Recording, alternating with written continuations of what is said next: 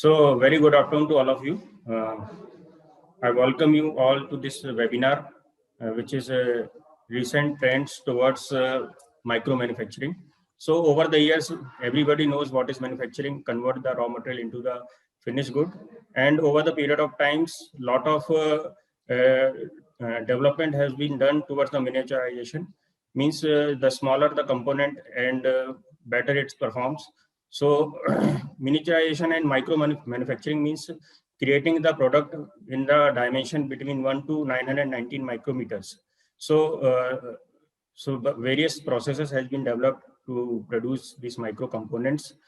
For example, in the field of computers, also we have shifted from very big desktop to small laptop and pocket PC also. So these requires very lot of micro components which needs to be manufactured. So in this field, I welcome Dr. Vijay Kumar Pal from IIT Jammu, Department of Mechanical Engineering. So he has done a lot of work in this area. He has did his graduation from AKTU University, Lucknow in 2006. Then he completed his MTech in 2011 from PDPM IITDM Jabalpur. After that, he has done his PhD from IIT Kanpur in 2017. So his area of research is recent area is fabrication of stretchable electronic circuit, as well as he has done a lot of work in the field of non-conventional machining like ECM, EDM, water jet machining. And he has published 10 journal in reputed 10 papers in reputed journal and 20 international conferences. So I welcome from Department of Mechanical Engineering, Dr. Vijay Kumar Pal. Sir, without wasting any time, I hand it over to you. So please proceed, sir. Vijay, sir, thank you, Dr. Nilesh, for this brief introduction. And thank you, the administration of this Midicap University Indore, head of department and director and deans. So guys, as Dr. Nilesh has mentioned that today's we will see the in-depth of the micro nano manufacturing, right? So we will see that what is the recent trends and what are the recent areas where there is a scope to work on this type of area, right? So I finished my PhD from IIT Kanpur, and in today's talk I will present most of the work done by various research scholars as well as their professors and some of my work. So currently I am in IIT Jammu, and here we have started one group where we are working on fabrication of stretchable circuits. Okay, so that is the recent trend. I have included some slides in the last of this presentation. So let us start the talk. So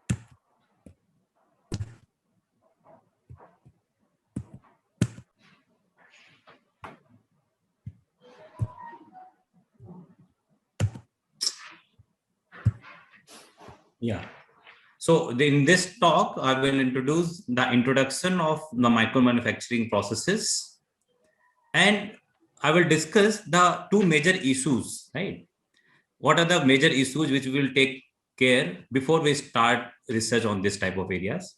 Then I will differentiate the micro machining from the macro machining, and I've included most of the images, okay, where you can get an idea about the advanced micro machining. Little bit about the 3D printing, but last I will discuss you one case study which was done by me during my PhD, where I will tell you that how to do the interdisciplinary research in this area. I have collected most of the work from IIT Kanpur faculties and their research scholars. So let me acknowledge first. The most of the work was done by Professor V.K. Jain. He's the retired professor of IIT Kanpur. Professor U.S. Dikshit, Professor Samir Khandekar, Dr. Sunil Jha from IIT Delhi, and Professor D.K. Singh from M Gorakhpur, Dr. S.C. Jaiswal from same, and Anjali Kulkarni of IIT Kanpur, and other research scholars of IIT Kanpur. So, I mean, in the end of this talk, you may get the overall summary of this group. So let us start the content. So we all are knowing that 21st century is a competitive world where our country can be economic leader only when we consider it is a forefront in research and development activities. So what research and what development? In the sense, microfabrication is going to be the witness of excellence in R&D and remarkable way. So what we need to do, we need to start thinking about the micro and nano manufacturing from now onward. So let us discuss first that what is macro fabrication and micro fabrication, right? Because there are a lot of confusion. So as mentioned by Dr. Nilesh, that macro fabrication is the fabrication where process of fabrication of structures that are measurable and observable. That means you can see those things with naked eye. If I quantify the dimension, then in general, most of the books are saying if your feature is more than 1 mm, then it comes under the meso and macro fabrication. However, in the case of micro fabrication, the process of fabrication is very miniaturized. It is in micron size. We need some special equipments like microscope, okay, and other things to analyze it. And typically, its dimension found in this range, 999 nanometer to 999 micrometer. And this definitions, we are using it from last 2 decades. But nowadays, trend has been changed. Micro machining, people are considering where we are talking about the feature size or machining size less than 100 microns only. Anyway, but theoretically, we can say if our dimension falls in this range, 999 nanometer to 999 micrometer, then I can say that it comes under the microfabrication. Now, the first point came into the mind that why this non-traditional machining processes are required. Okay, so we all are knowing that there are 2 types of major processes: conventional processes, non-conventional processes. Okay, so those who are working in milling, drilling, turning, and whatever area, these are conventional part. And non-conventional means where you are using some advanced machining processes, where you are using some source of energy, okay, to remove the material. So we all are knowing about it. Anyway, but if I started from the basic, then I can say the primary manufacturing processes provides the shape and size to my product, and the secondary manufacturing processes is providing the final shape and the size with the tighter control or dimensions, okay, surface characterizations. In the conventional machining processes, the mostly removed material in the form of chips, if you recall, okay, in conventional processes, we are removing the material in the form of chips by applying some forces on the work material with a wedge-shaped cutting tool that is harder than the work material under the machining conditions. This is the basic definition of conventional machining processes. Now, why this non-conventional machining was introduced and why it is important? So, there was a thumb rule in the conventional machining process that your tool should be harder than your workpiece, right? We all are following it, that our tool should be harder than our workpiece. Then only you will be able to remove the material. But what will happen if my workpiece itself is too much hard or too much brittle or too much extraordinary properties are there? Okay, for example, nowadays in engineering materials, there are very ultra high strength materials, very high hardness materials, very high temperature sensitive materials, which are very, very difficult to machine by conventional machining processes. Then people have evolved the non-conventional machining processes. Okay, so these problems can be solved up to some extent by using non-conventional machining processes. In the current market, this micro machining is in demand, but also the major problem is how to fabricate it. Okay, so non-conventional machining process is defined as a group of processes that remove excess material by various techniques involving mechanical, thermal, electrical, chemical, and combination of these, but do not use a sharp cutting tools as it needs to be for traditional machining processes. Anyway, so what is this micro manufacturing? So if I classify it, then you can see this figure. This is very similar, which we have seen in the macro fabrication. In macro fabrication also, there are 2 categories, traditional and the advanced one. Here also you can see it is divided by the same way, traditional and the advanced. In traditional, we are talking about the milling, drilling, turning, grinding, whatever machines we are looking in our institute workshops and wherever industries.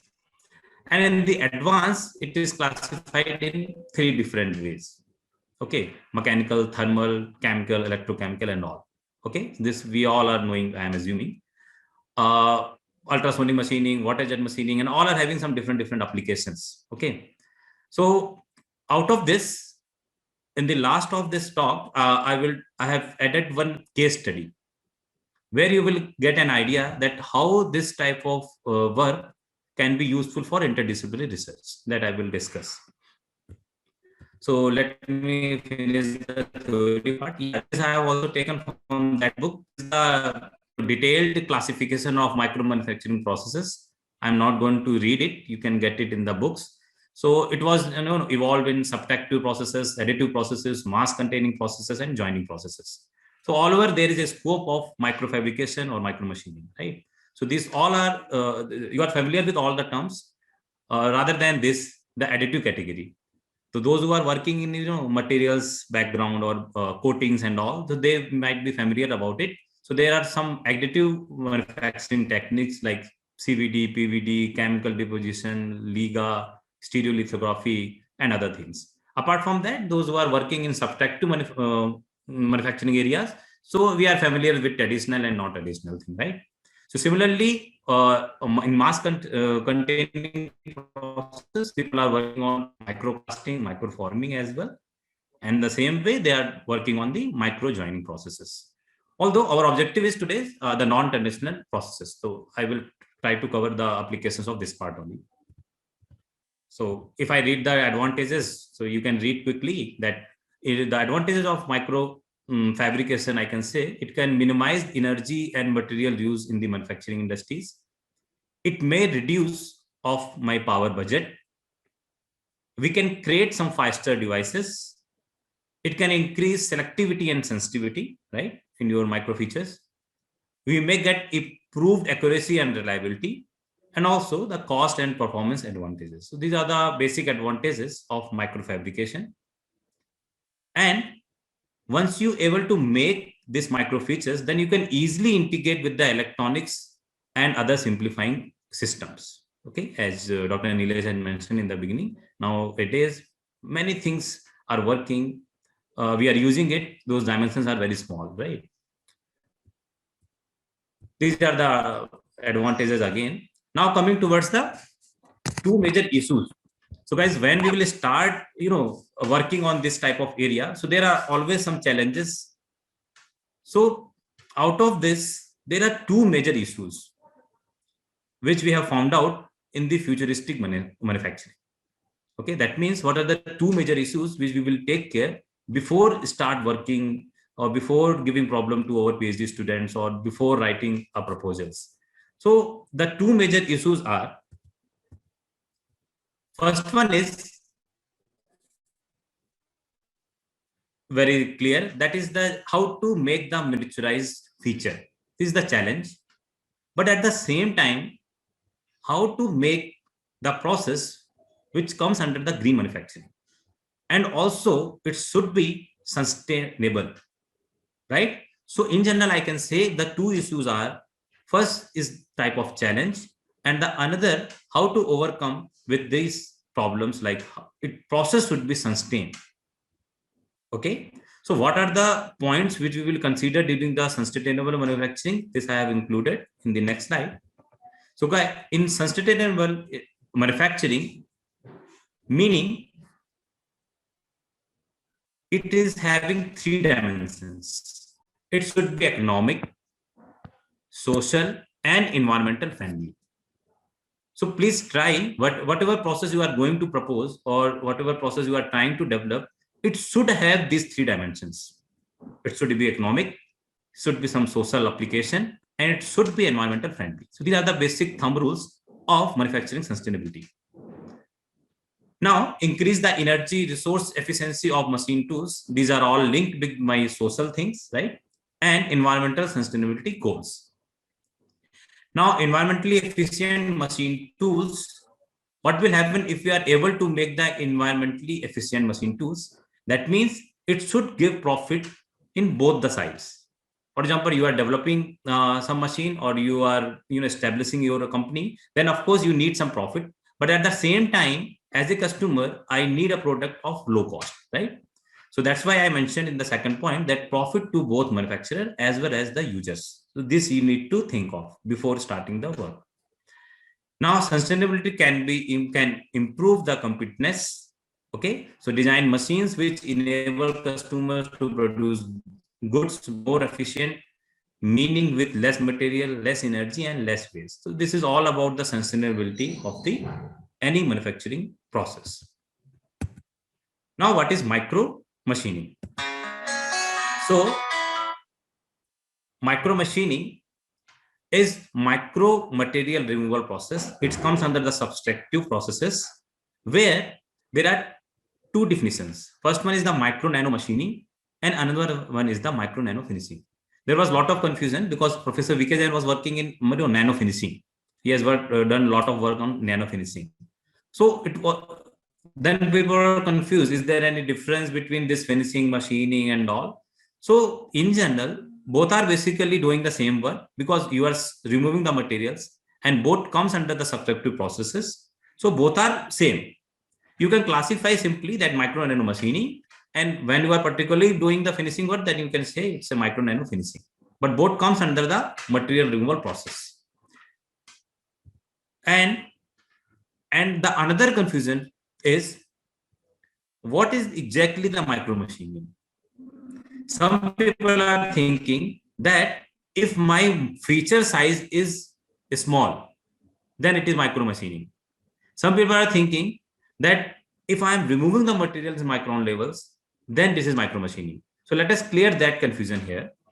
So machining of highly miniaturized component with miniaturized features. This is not a correct definition. Sometimes we are confused.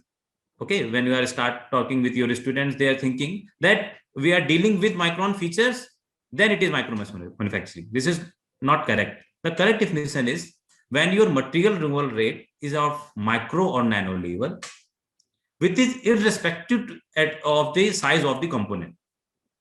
Okay, that means there is with no constraint on the size of the components. What I'm trying to say here, MEMS, NEMS, all those comes under the micro manufacturing. That is fine. But if you are making some miniaturized feature in the larger components also, this is also micro machining, right? So there was a lot of confusion. So please rectify this here. Somebody is asking, I guess. So we will take the question. Somebody has raised. Sir, we will take the questions at the last. You can in the last. Yes, sir. Yes. No issue. Yeah. So please make this definition in your mind, right? The correct definition is material removal rate in micro nano level with no constraint of the size of the component.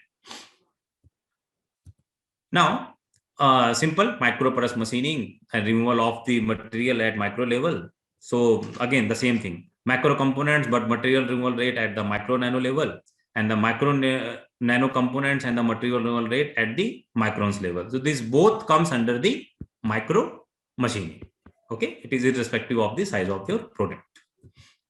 So in next 5 to 6 slides, I have only added the applications of different works. For example, let us start with the MEMS requirement. You can see here, this is only for the freshers, those who are zero idea about the micro manufacturing or micro machining. Let us assume a case of gear. Okay, so in your routine workshops, you can every day you are making some types of gear, but here the question is, can you make the miniaturized gear with the help of machine?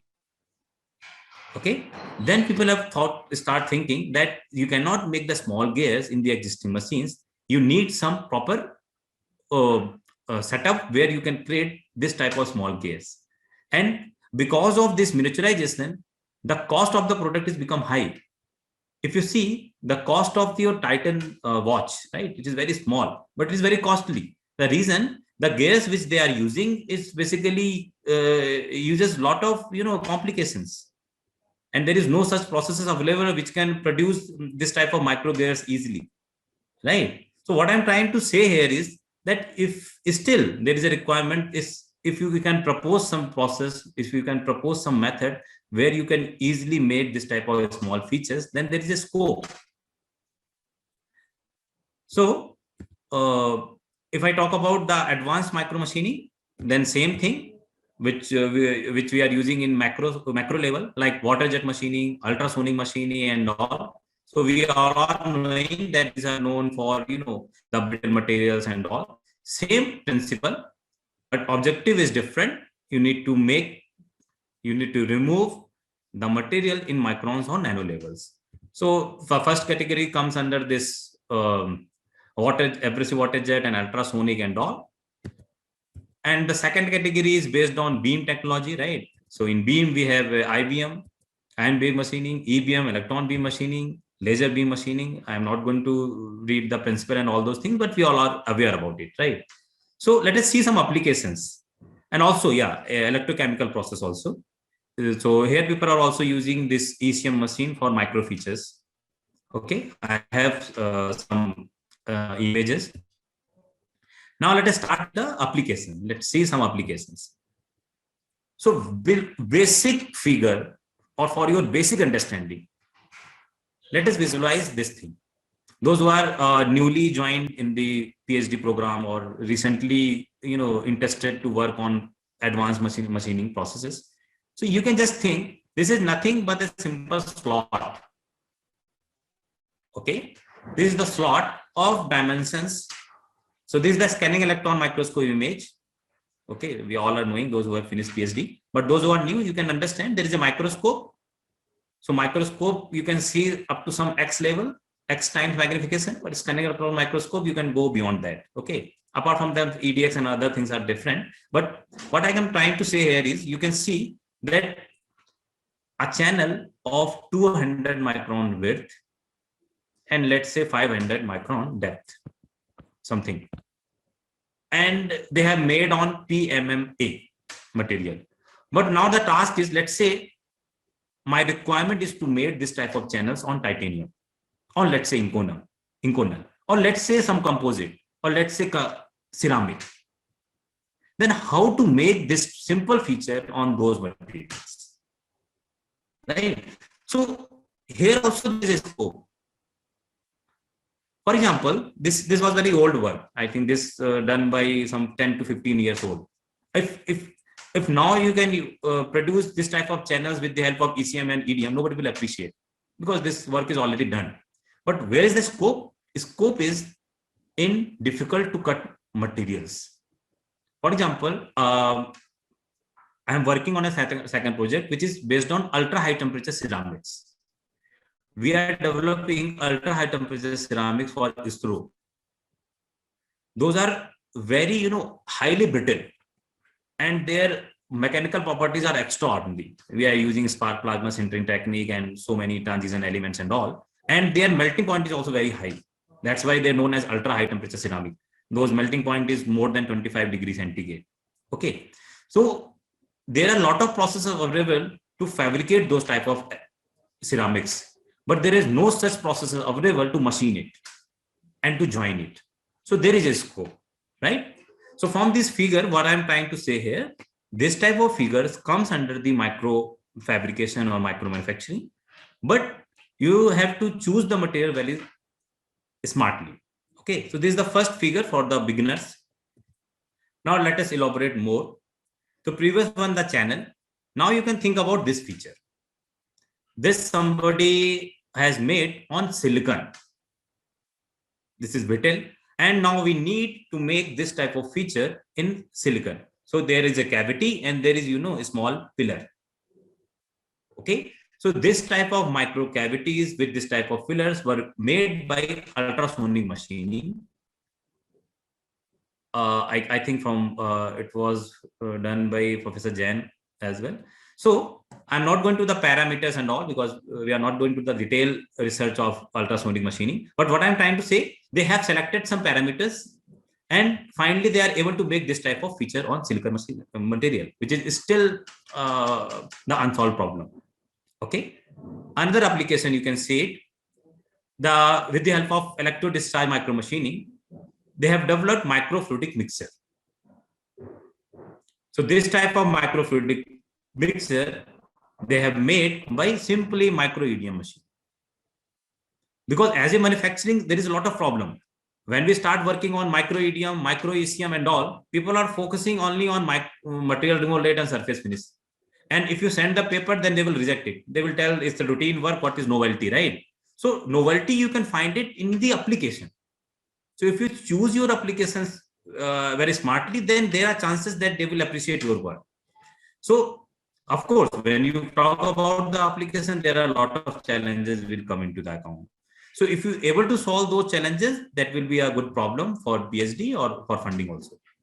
So similarly, you can see here that this complex features they have made on microfluidic mixtures, where the dimension and other things are mentioned here. Apart from that, it is the example of arrays of drilled hole by EBM machine.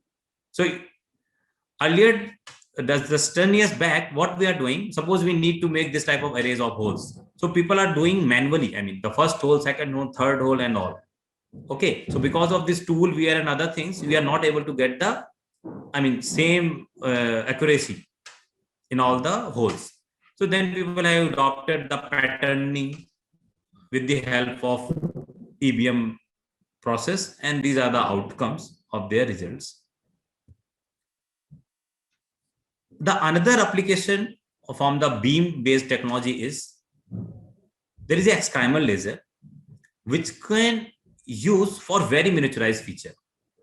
So this excimer laser, these alphabets are clearly written on human hair. You can imagine the size of my over hair. It was written on a single hair. Okay, so this type of features, this type of alphabets can be clearly seen micro machine letters on a single human hair.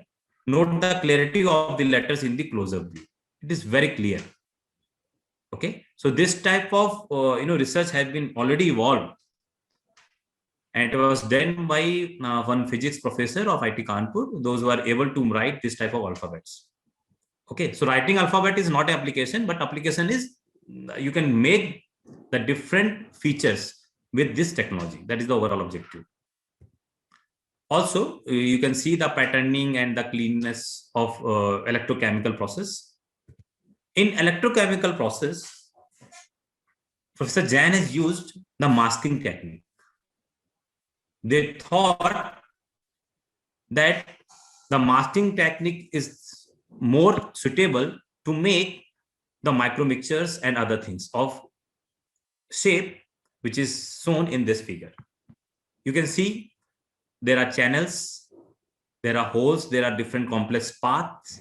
Okay, so what they thought, they made the mask of their as per their requirement, and they apply the simple concept of micro ECM, and successfully they are able to make this type of micro mixtures.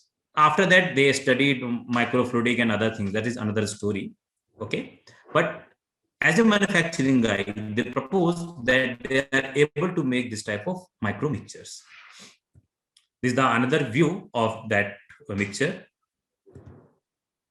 Also, there is a professor from Jadavpur University. He is working on fabrication of state tools. So as some of you are working in, conventional machining, like Nilesh is working, I guess, in conventional machining, right? Yes, sir. Yes, sir. Yeah. So Nilesh, in your case, basically, you have already worked on some, micro texturing on the tools and other things, right? So people are working on those areas. So in that series here, what they proposed that you can make, micro tools with the help of these advanced techniques. So they made the basic attempt to make this 100 microns state tool with the help of ECM, and they check their performances at different locations. Okay. So this is all about the EDM, ECM, and the laser technologies and their applications. In this series, there is a lot of scope of micro 3D printing. In micro 3D printing, which comes under the additive technology, I can show you some figures. So this is the 3D printing, which is still the future of the manufacturing. So the advantages we all on way, we can see it in the slide. The 3D printing changes the calculus of manufacturing by optimizing for batches of one. Okay, it is flexible to build a wide array of projects. We can make the variety of products. It can be done near to your point of consumption and all. So manufacturers looking to shorten supply chains and eliminate shipping cost and reduce lead times that can benefit from additive technologies. And the another definition or the advantage is that the modern manufacturing could be done without a factory. So this all are about 3D printing and all. So let us see the figures, images.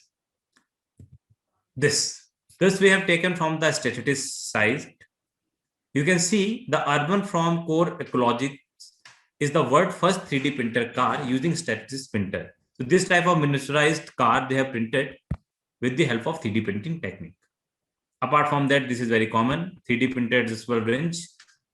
Okay, it does not need any assembly. They have made directly in the one print.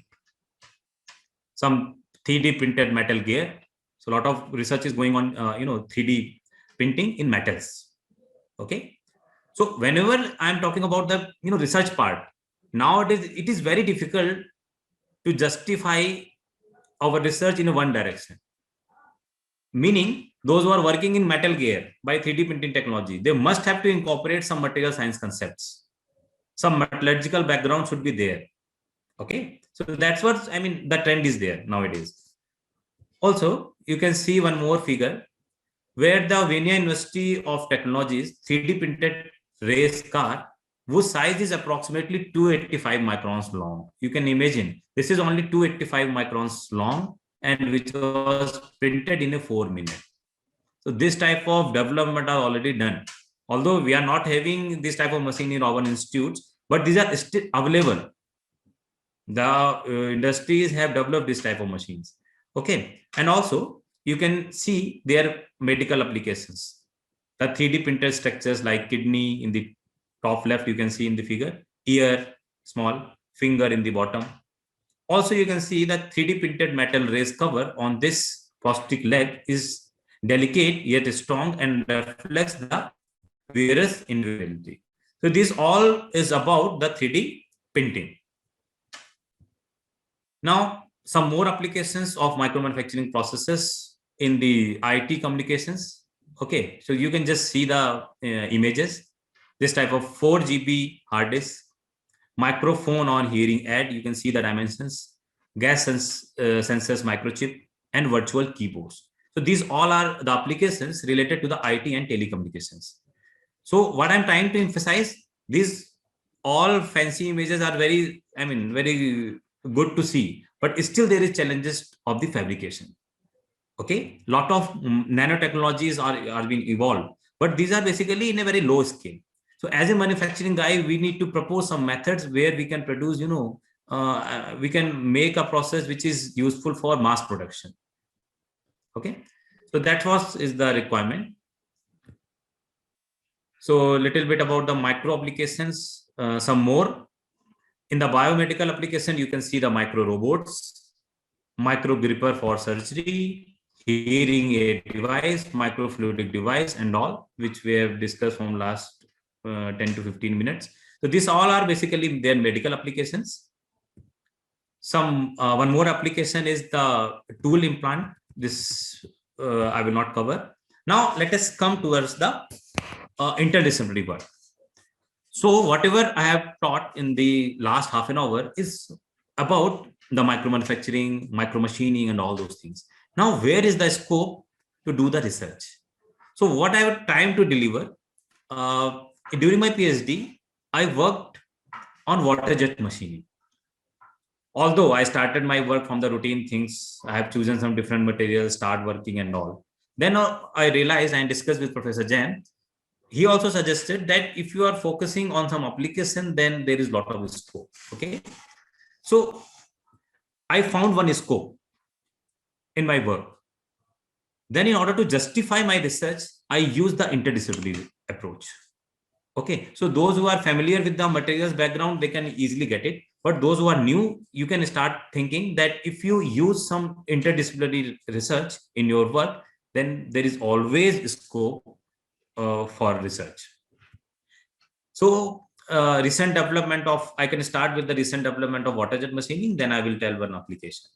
So we all are knowing this water jet machining is the state of the art of non-traditional machining process, where a very high velocity water is drained with abrasive is directed onto the work surface to remove the material by erosion process. Okay. So initially it was started for soft materials, and nowadays it is very useful for hard materials, for brittle materials. And the beauty of this process is this is irrespective of the material property. For example, in EDM, ECM, you must have heard that your workpiece should be electrically conductive. But here there is no constraints. Okay. But and in machining materials with minimum heat effective zone, this is the benefit. High machining capabilities, less cutting forces without any complicated features and all. Materials defects are very minimal in this case. Anyway, it was first started in 1950s with the pure water jet machining, when it was used for very cutting of soft materials. Okay, then people have incorporated using the abrasive particles, where you can improve, they get the better performance. And then it was used by aerospace industries to cut high strength materials like inconel, stainless steel, titanium, as well as the composite like carbon fiber. Anyway, this is all about water jet. We are supplying the high pressure water, you are adding the abrasive, and you are removing the material. This we all are knowing. The summary of the previous thing is, in a one line I can say, the addition of abrasive to the water jet enhanced material removal rate and produced cutting speed between these ranges. Okay. Also, the another point is, generally water jet abrasive water jet cuts 10 times faster than the conventional machining methods of composite materials. So these are the finding of the different researchers. This is not important here. Important here is the benefits. We are knowing that it is almost no thermal distortion, a very versatile process. You can cut any material, small cutting forces and all, very environmental friendly and easily available. Now let us start with the applications.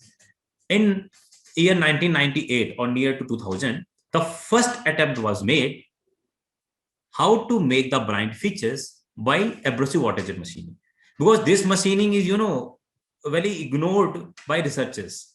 People are using this machining for through cutting operation. They are thinking that this is a very workshop type of machine where I can cut my sheets only, and I can make different 2D shapes with the help of water jet machining.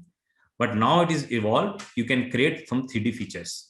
The first task was started by some professor, and he thought that he can play around with the parameters and they can make some blind cavity. It was started very randomly. So they produce this type of cavities.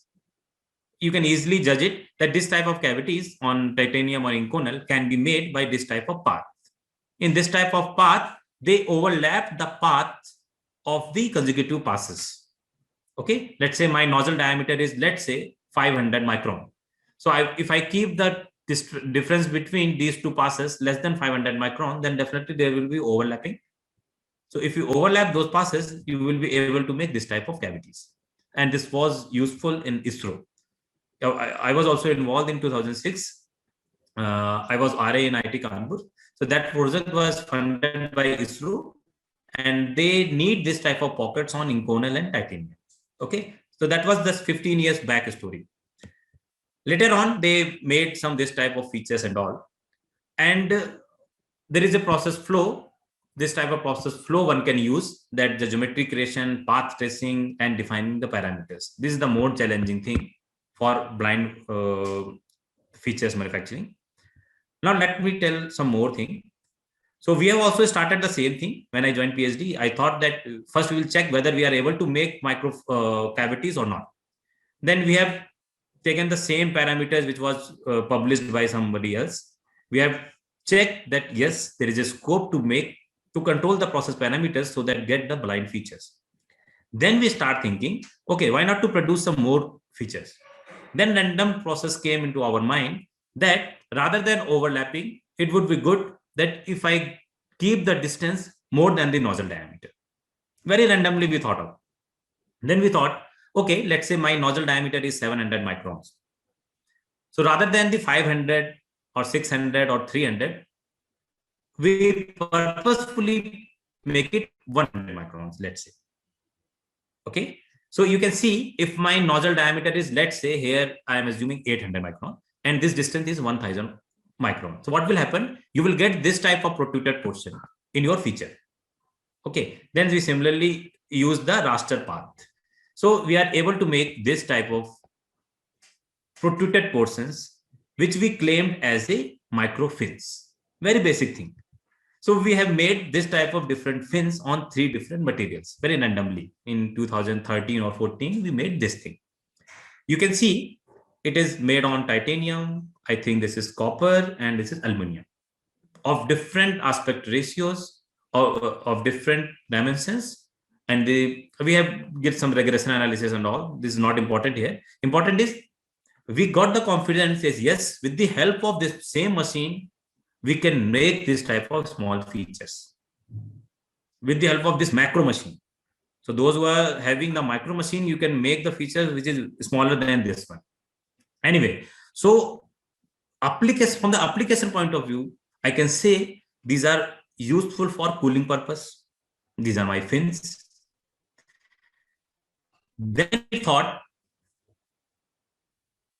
if I use this type of fins, which we made on copper or brass, why cannot we use this as a tool of EDM machine? Okay, because now those days we are using simply wires, simply copper wire as a tool in the EDM process, right? We thought rather than this simple wire, we can use our tools to make such features. We did the same thing. We made 4 different tools of different dimension and different parameters and different study. Finally, we are able to successfully make, let's say, these 4 tools, which were earlier my fin, and use those tools in a die-syncing EDM. Okay, so before moving to that work, we thought then if we are using this type of tools, so these are very specific purpose. You can make only arrays of holes. Then we thought rather than the arrays of holes, we should make some tools which is very generic in shape. We applied the same concept. Okay, but the concept was very simple. There was a term controlled depth milling in water jet machining. So in controlled depth milling, people are overlapping the passes to make the cavities. So we added both things, control depth passes as well as the my proposed work that do not overlap the passes. So where there is, suppose this is my workpiece, I approach this type of approach by water jet machining, I will be able to make this type of tools. So this is the profilometer image of the tool. And this protruded portion you can use as a tool in a micro EDM machine. So what will happen if you, this is the another example where I make a very complex shape tools, which is having some microfluidic application. Let's say you can see this part, state, curvature, and everything. Okay, so this type of also, this type of tools we made on a copper. We did the characterization and other things. But what is the objective here? Objective here that when we use this thing on EDM and we evolve some parameters, we got at least this type of output. So those who are working in EDM, they have taken my tool and now they are doing their, parametric analysis and all those things. As a water jet machining a guy, I just proposed those tools, right? That these are the tools which you can use in the EDM thing. So they help me in finding out the suitable parameters, and we have made this type of arrays. You can see in a very small time. Earlier it was used for 1 by 1, right? 1, second, third, fourth, and so on. Then we thought this is the concept which you can use it for a large area texturing. And after that, you can see from the last 5 years, there is a lot of papers available where people are talking about the large area texturing and they are using the laser beam technology. There's a lot of papers available. Okay. So this was the first work which we proposed from that direction, that rather than laser, you can use some other processes where you can make the tools, micro tools with some one process, and same tools can be used for another process. So this type of approach we proposed. Also, there are some mathematical models available in the papers where you can judge the shape of the crater as well as the tool before you are going for that. So I use the non-linear differential equations and some, NURBS based approach to model those tools. That is not important here. So you can see these are the different tools, and these are the activities made by those tools, subsequent tools.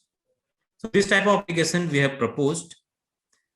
After that, we realize that if you can make these tools on hard materials and you can make your own setup, there was the one master student which was involved with me. I have given these tools on hard material to him, and he developed this texturing setup, hydraulic based texturing setup for soft materials.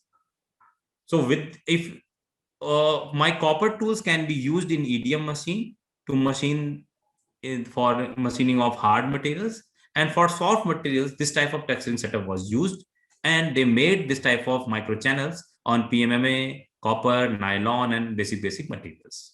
Okay, because my objective was to propose that my tools are useful for some industry. That was the overall objective. And in the last, we found one very interesting application.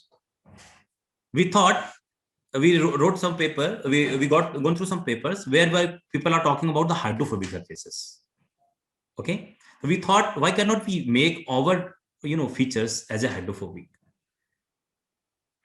We purposefully chosen our copper tool, micro textured copper tool, and we did the nano growth on that.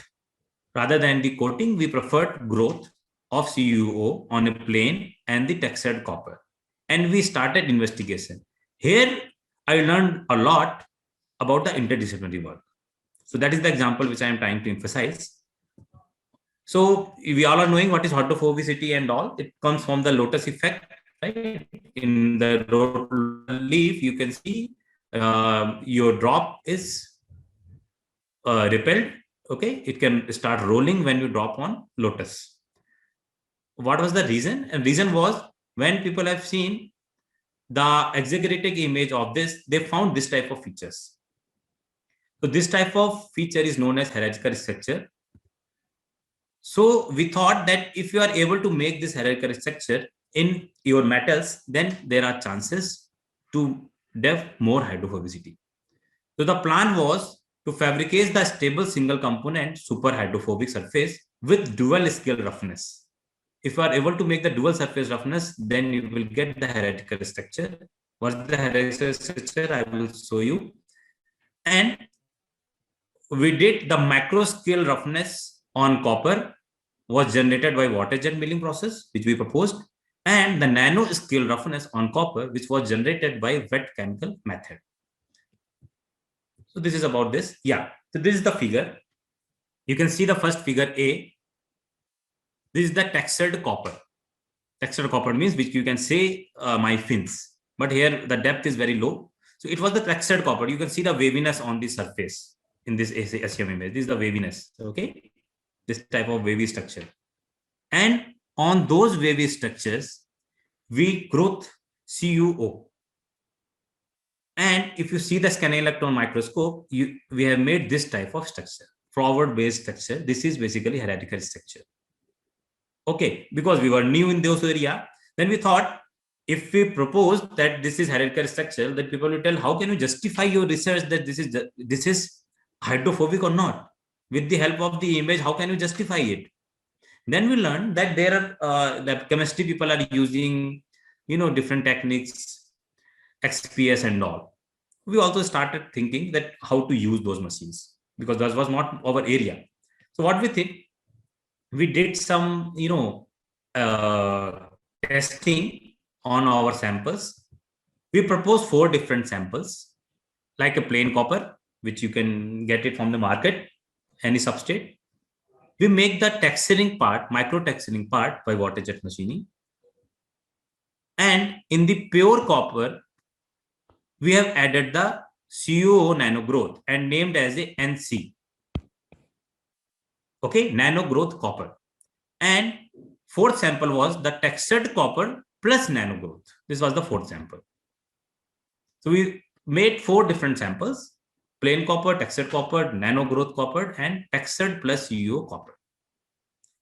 And we start investigation. So first task was the XRD. So those who are knowing about the XRD, that is fine. Those who are new, you can think that if you go for the XRD, you will get the different peaks, which will justify the presence of your CU as well as the CuO. So with the help of XRD, we justified that in the plain copper and the textured copper, you can see the three different peaks. The absence of CuO was found in textured copper and the plain copper.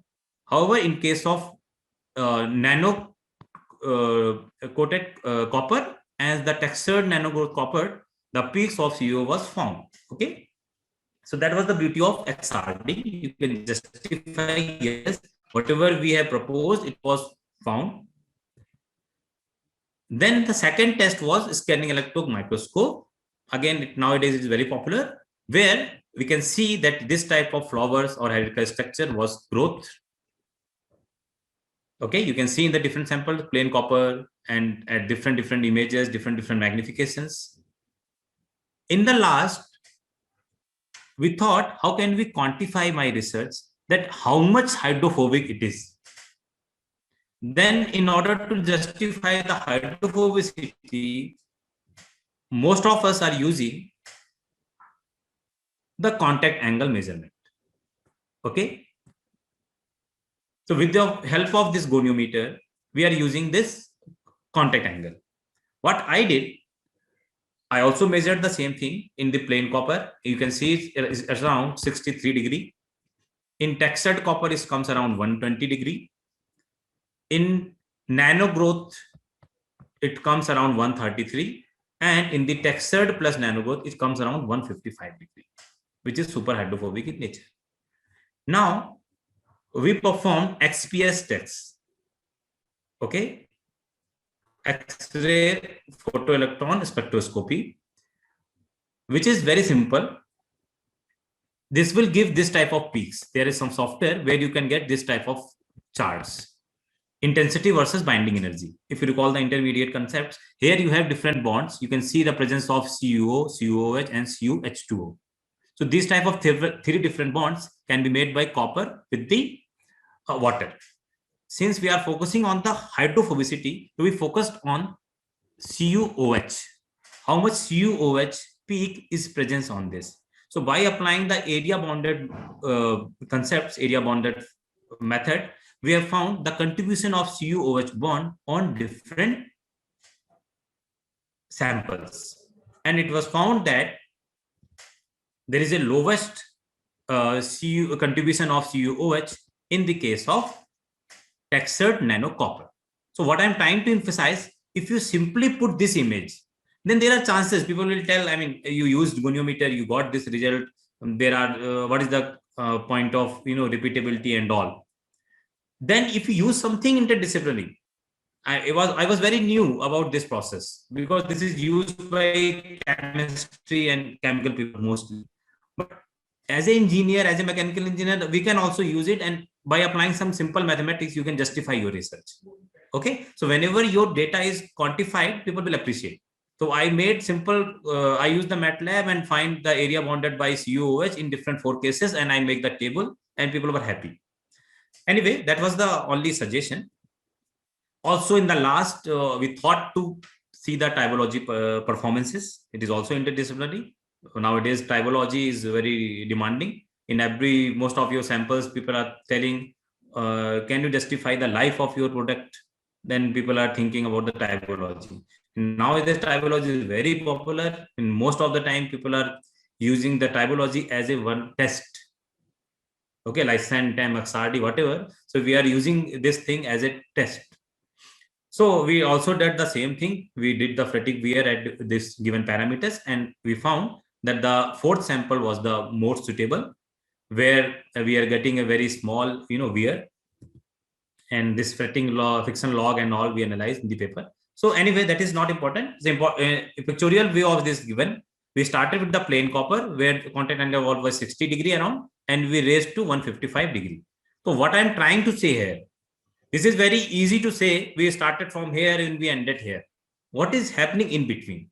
So here in between part, you should include some interdisciplinary part.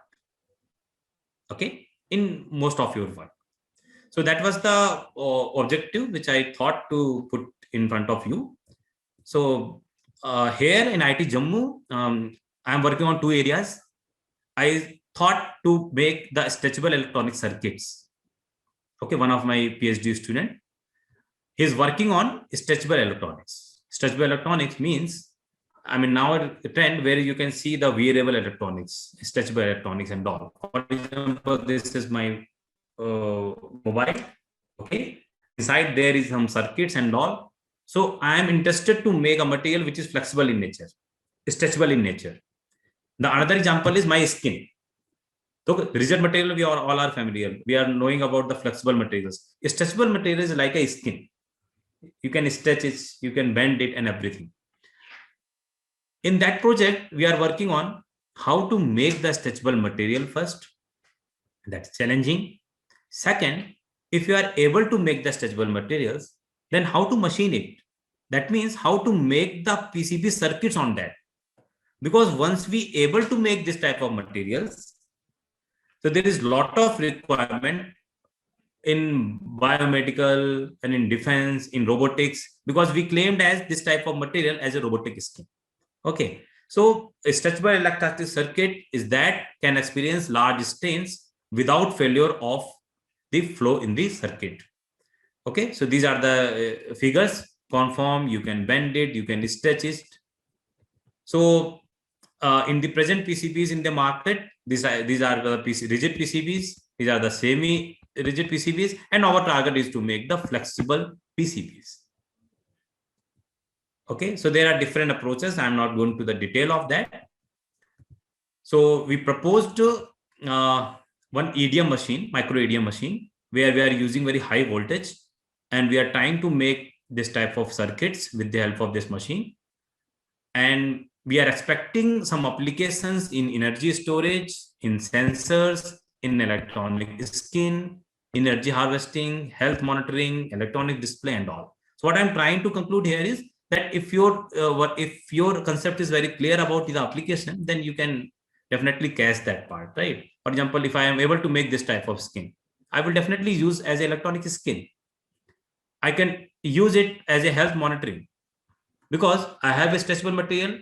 I can put into the patient body, and if I am able to make the micro nano feature, I can put some micro nano sensors to monitor his health. Okay, so this is the first part where I am working, and in the second area we are working on ultra high temperature ceramics. As I told in the beginning, these materials are very, very brittle, and there is a lot of scope how to join it and how to machine it, because their melting point is very high. So thank you for listening. Now we can start the questionings and queries discussion part. Thank you, Dr. Vijaypal, for such a nice presentation. You have shown a lot of. So Nilesh sir, most of them are faculty members, or I mean, students are also there. Students are also there who are attending this your session. So first of all, let me ask if there is any doubt, any participant. You can message me your questions. Okay, one question, sir, I got from one participant that what is hybrid manufacturing? Hybrid means where is the name is very clear, hybrid, right? You are adding two things. You are adding two processes. This is hybrid. Yes. And in there is not exact definition of hybrid. Let's say one grinding machine.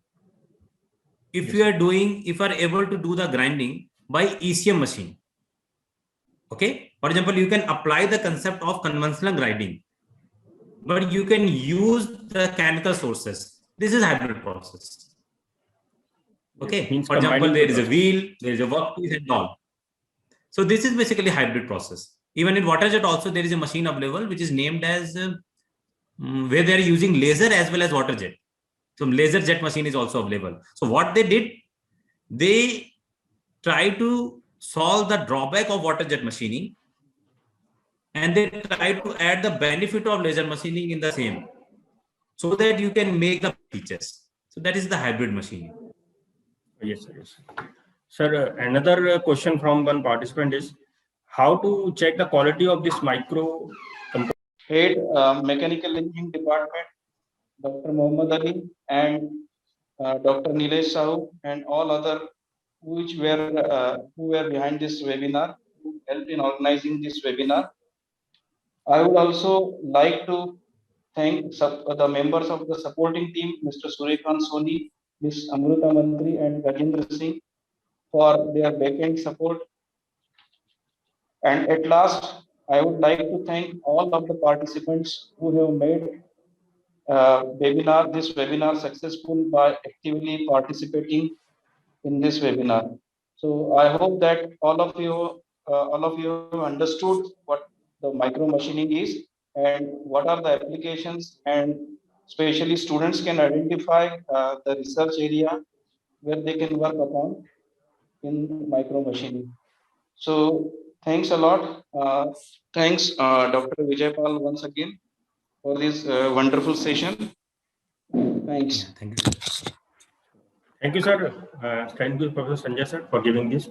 Thank you, Dr. Vijaypal, once again. And I hope all of you have learned something.